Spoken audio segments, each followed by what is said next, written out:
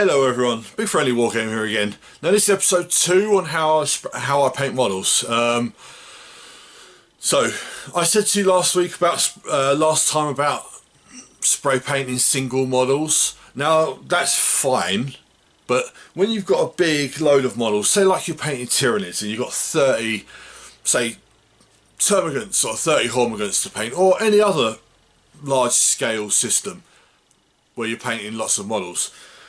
Using these stands is going to take you ages, and you're going to waste spray paint and everything like that.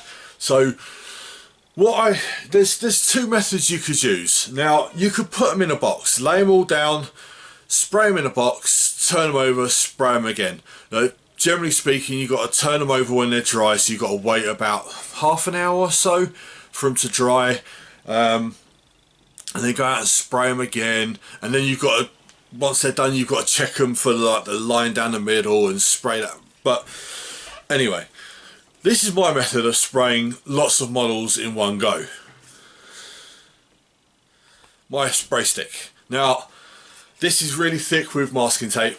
It's been used a lot over the years. Haven't been used in quite a while, purely because I haven't really spray painted much for ages, and when I do, it's single stuff, so I use these.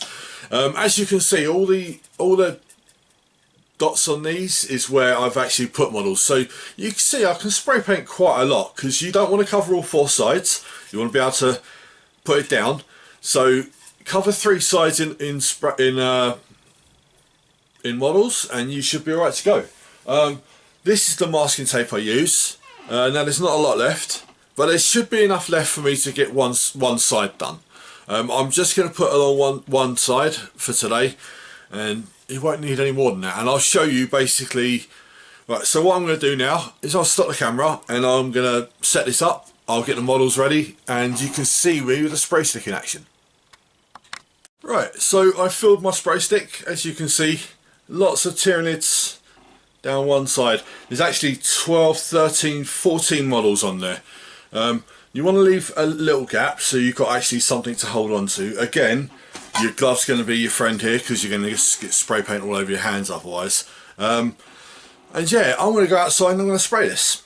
Now, you look how many I've got on there. I've got 14 on there, right? So imagine if you filled all 3 sides. Yeah? Lots. Get lots done in one go. 42.